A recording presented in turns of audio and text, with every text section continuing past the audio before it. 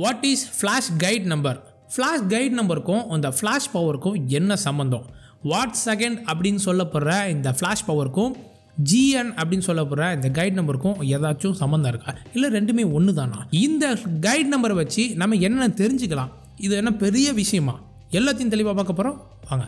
Hey what's up guys, welcome back to Mirrorme Studio. நான் திலீப் ராமகிருஷ்ணன். இன்றைக்கி இந்த ஃப்ளாஷ் கைட் நம்பர் பற்றி பார்க்க போகிறோம். இந்த ஜிஎன் அப்படிங்கிற சொல்லப்படுற இந்த கைட் நம்பர்னால் என்னங்க? இந்த மாதிரி நீங்கள் ஒரு ஸ்பீட் லைட் வாங்குறீங்க, கடையில் போய் நீங்கள் வாங்க போகிறீங்க அப்படின்னா அதிலே அந்த டப்பாலே மேனுஃபேக்சர் போட்டிருப்பாங்க, கைட் நம்பர் அப்படின்னு போட்டிருப்பாங்க. இது கொடாக்ஸ்னு வச்சிங்களேன், பொதுவாக சொல்ல போகிறோம். கொடாக்ஸ் மட்டும் இல்லை, இந்த மாதிரி ஸ்பீட் லைட் நீங்கள் வாங்க போனீங்கன்னா அதில் கைட் நம்பர்னு போட்டிருப்பாங்க, பெரிய பெரிய ஸ்ட்ரோப்ஸுக்கும் போட்டிருப்பாங்க. நம்ம அந்த ஸ்பீட் லைட் மட்டும் பற்றி பேசுவோம். ஸோ இந்த கைட் நம்பரை பற்றி பார்க்க போனீங்கன்னா feet or meters at ISO 100 at 200 mm அப்படின்னு போட்டிருப்பாங்க.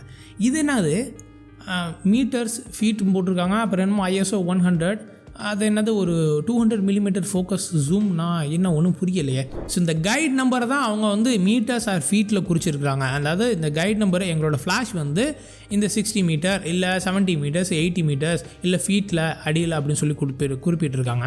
ஸோ இந்த கைட் நம்பர் என்னன்னா, உங்கள் ஃப்ளாஷ் ஸ்பெசிஃபிக் டிஸ்டன்ஸில் கொடுத்துருக்கிற அப்பச்சரில், நீங்கள் யூஸ் பண்ணுற அப்பச்சரில் இந்த அளவுக்கு தூரத்தில் ட்ராவல் பண்ணி உங்கள் சப்ஜெக்டை ரீச் ஆகும் அப்படிங்கிற ஒரு கணக்கீடு தான், ஒரு அளவு தான் இந்த கைட் நம்பர்னு சொல்லியிருக்காங்க. அதாவது how much your light, flash light, travel to the subject at a specific distance in given aperture அப்படின்னு அர்த்தம். நீங்கள் யூஸ் பண்ணுற ஏதோ ஒரு அப்பச்சர் யூஸ் பண்ணுறீங்க. ஃபார் எக்ஸாம்பிள், இல்லாத ஒரு விஷயத்தை பேசுவோம். அப்பச்சர் 1 அப்படிங்கிற அப்பச்சர் 1ல் அட் ISO 100ல் ஸ்பெசிஃபிக்கான இவ்வளோ டிஸ்டன்ஸில் நீங்கள் யூஸ் பண்ணும்போது எங்களோட ஃப்ளாஷ் ஃபுல் பவரில் மேக்ஸிமம் இவ்வளோ தூரம் ரீச் பண்ணி உங்கள் சப்ஜெக்டை கிளியராக லைட் பண்ணும், ஃப்ளாஷை வந்து ஃபில் பண்ணும் அப்படிங்கிற ஒரு கணக்கு தான் இந்த கைட் நம்பர். இந்த கைட் நம்பர் வந்து நம்ம முன்னாடி சொன்ன மாதிரி மீட்டர்ஸ் ஆர் ஃபீட்டில் கொடுத்துருப்பாங்க. அதாவது 60 மீட்டர் 70 மீட்டர் அப்படின்னு கொடுத்துருந்தாங்கன்னா 60 மீட்டர் என்னோட ஃப்ளாஷ் வந்து ஃபுல் பவரில் ISO 100ல் நீங்கள் இவ்வளோ அப்பச்சரில் எங்கள் ஃப்ளாஷ் வந்து ரீச் ஆகும் அப்படின்னு சொல்கிற ஒரு கணக்கு தான் இந்த கைட் நம்பர். ஃபார் எக்ஸாம்பிள், இந்த கொடாக்ஸ்ன்னு எடுத்துக்கோமா, இந்த கொடாக்ஸ் V1 ஃப்ளாஷ் இல்லைனா V860 TT685 அந்த ஃப்ளாஷ்லாம் நீங்கள் வாங்க போனீங்கன்னா அவங்க வந்து அந்த டப்பாவில் என்ன போட்டிருப்பாங்க அப்படின்னா 60 metres at ISO 100 at 200 mm zoom அப்படின்னு சொல்லியிருப்பாங்க. அதாவது உங்களோட ஃப்ளாஷ் ஹெட்டை மேக்ஸிமம் 200 mm ஜூமில் யூஸ் பண்ணணும். உங்கள் கேமராவை ISO 100ல் வச்சுருக்கணும்.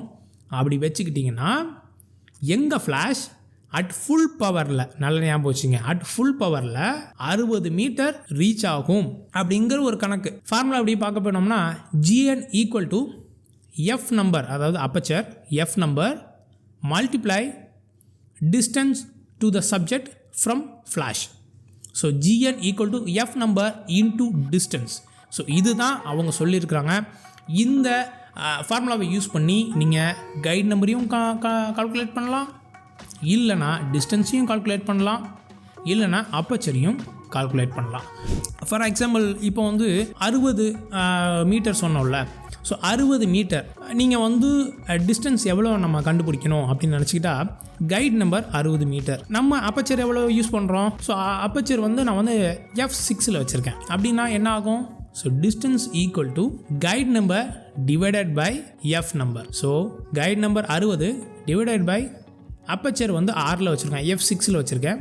ஸோ என்னோடய டிஸ்டன்ஸ் 10 மீட்டர். மேக்ஸிமம் ஃபுல் பவரில் 10 மீட்டரில் என்னோடய சப்ஜெக்டை நிறுத்தும் போது என்னோடய ஃப்ளாஷ் கவர் பண்ணும் அப்படிங்கிற ஒரு சின்ன ஐடியா எனக்கு கிடச்சிருக்கும். அதுவும் F6ல் நான் யூஸ் பண்ணும்போது எனக்கு ப்ராப்பர் எக்ஸ்போஷரில் என்னோடய சப்ஜெக்ட்டு என்னோடய ஃப்ளாஷ்லேருந்து 10 மீட்டர் தூரம் இருக்கிற வரைக்கும் எனக்கு கவர் ஆகும் அப்படிங்கிற ஒரு சின்ன ஐடியா எனக்கு கிடைக்கும். ஸோ அதனால் வந்து நான் ஒரு ஈவெண்ட்டுக்கு போயிருக்கிறேன், ஒரு வெளியில் இருக்கிற ஒரு ஓப்பன் ஸ்பேஸில் இருக்கிறேன், எனக்கு வந்து ஒரு பெரிய கத்தீட்ரலில் இருக்கிறேன்.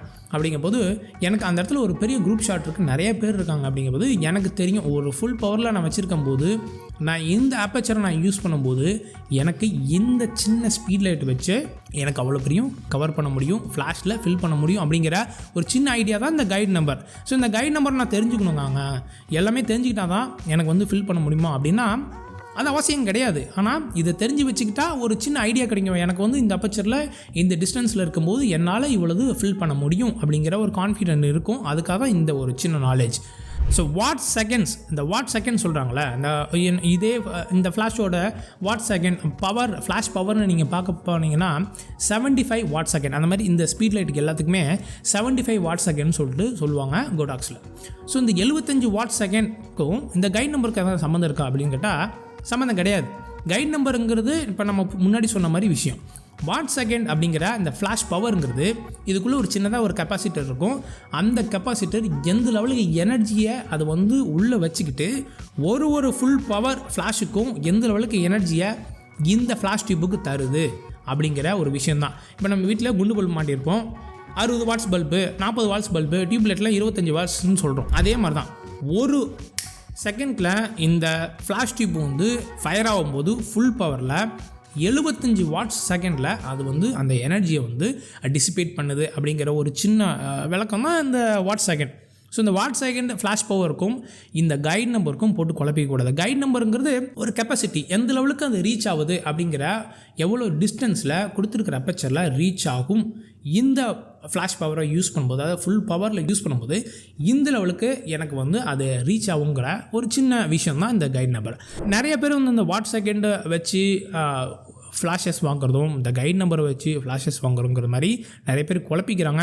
இந்த கைட் நம்பர் அதிகமாக இருந்தால் தான் என்னோடய ஃப்ளாஷ் வந்து ஒர்க் ஆகும், இல்லை ஃப்ளாஷ் பவர் அதிகமாக இருந்தால் தான் எனக்கு வந்து ஒர்க் ஆகும் அப்படிங்கிற மாதிரி நிறைய பேர் ஒரு தவறான ஒரு கண்ணோட்டத்தில் இருக்கிறாங்க. ஃபார் எக்ஸாம்பிள் கோடாக்ஸ் எடுத்துக்குவோம். கோடாக்ஸ் வந்து இந்த V860 வந்து எப்படின்னா அதோட கைட் நம்பர் வந்து 60 மீட்டர் அட் ISO 100. இதே AD 200 Pro எடுத்துக்கிட்டு போனோம்னா அது இந்த மாதிரி ஸ்டாண்டர்ட் ரிஃப்ளெக்டர் கொடுத்துருப்பாங்களா, AD 200 Proவில் ஸ்டாண்டர்ட் ரிஃப்ளெக்டர் கொடுத்துருப்பாங்க. அதை போட்டுக்கிட்டிங்கன்னா ஜஸ்ட் 52 மீட்டர்ஸ் அட் ISO 100 தான். அதே வந்து அந்த பல்ப் போட்டுக்கிட்டிங்கன்னா அது 60 மீட்டர்ஸ் அட் ISO 100. ஸோ இதுவும் ஃபுல் பவரில் 60 மீட்டர் போகும். AD 200 Proவும் 60 மீட்டர் தான் போகும். அதுவும் ஸ்டாண்டர்ட் ரிஃப்ளெக்டர் போட்டால் தான் அவ்வளோ தூரம் போகும். ஸோ அது வந்து 200 வாட் செகண்ட் ஆச்சு. ஏன்னா AD 200 Proங்கிறது 200 watt second, AD 300 Proங்கிறது 300 watt second. இது வந்து ஸ்பீட் லைட்டு தானே. 75 வாட் செகண்டும் 60 மீட்ரு போகுது. 200 வாட் செகண்டு AD 200 Proவும் 60 மீட்ரு தான் போகுது. இது என்னது பெரிய குழப்பமாக இருக்குது அப்படின்னு கேட்டால், இந்த மாதிரி ஸ்பீட் லைட்டில் பார்த்திங்கன்னா உங்களுக்கு ஜூம் லெவல் கொடுத்துருப்பான். இப்போ ஃபார் எக்ஸாம்பிள் V1ல் பார்த்திங்கன்னா மேக்ஸிமம் ஜூம் லெவல் வந்து 105 மில்லிமீட்டர் தான். இதை வந்து வேறு பிராண்ட்லலாம் போகிறீங்க, இல்லை V860 TT685லாம் பார்த்திங்கன்னா மேக்ஸிமம் 200 மில்லிமீட்டர் ஜூம் வரைக்கும் கொடுத்துருப்பாங்க. ஃப்ரண்டல் ஹெட் வந்து 200 மில்லிமீட்டர் வரைக்கும் ஜூம் ஆகும். ஸோ அந்த மாதிரி இதில் 200 மில்லிமீட்டர். ஆனால் AD 200 Proவில் உள்ள உங்களுக்கு வந்து ஜூம்லாம் கிடையாது. ஸோ அது ஃபிக்ஸ்டு 35 மில்லிமீட்டர் இல்லைனா 35 மில்லிமீட்டரில் தான் அது ஃபிக்ஸ்டாக இருக்கும் அந்த ஹெட்டு. ஸோ அதனால் உங்களுக்கு வந்து இந்த ஃப்ளாஷ் வந்து அவ்வளோ தூரம் டிஸ்டன்ஸ் வந்து ரீச் ஆக முடியலை. இதை வந்து நீங்கள் 200 மில்லிமீட்டரில் மாற்றலாம். ஆனால் AD 200 Proவை ஜஸ்ட்டு 35 மில்லிமீட்டரில் இந்த ஃபிக்ஸ்டு ஃபோக்கஸ் ஜூமில் தான் நீங்கள் யூஸ் பண்ண முடியுது. அதனால தான் அது 52 மீட்டர் போகுது, இது 60 மீட்டர் போகுது. ஸோ இந்த கைட் நம்பரை பற்றி போட்டு குழப்பிக்குங்கிற ஒரு பெரிய விஷயம் கிடையாது. அது சின்ன விஷயம் தான். அந்த கைட் நம்பருக்கு பின்னாடி இவ்வளோ விஷயங்கள் இருக்குது. இந்த கைட் நம்பரை யூஸ் பண்ணி நீங்கள் டிஸ்டன்ஸ் கண்டுபிடிக்கலாம், இல்லை அப்பச்சரை கண்டுபிடிக்கலாம், இல்லைனா அப்பச்சரும் டிஸ்டன்ஸ் வச்சு இந்த கைட் நம்பரை கண்டுபிடிக்கலாம். ஸோ அவ்வளோதான். இந்த ஒரு சின்ன இன்ஃபர்மேஷன் உங்களுக்கு பிடிச்சிருந்தாலோ இல்லை ஏதாச்சும் ஒரு வகையில் ஹெல்ப்ஃபுல்லாக இருந்துச்சுன்னா லைக் பட்டனை தட்டி விடுங்க. இது வரைக்கும் சப்ஸ்கிரைப் பண்ணாமல் சேனல் பார்த்துட்டு இருந்தீங்க, சப்ஸ்கிரைப் பண்ணுங்கள். இந்த மாதிரி இன்னும் ஒரு சின்ன இன்ஃபர்மேட்டிவ் வீடியோவில் சந்திக்கிறேன். இது Mirrorme Studio. We create a bond with you. Bye bye.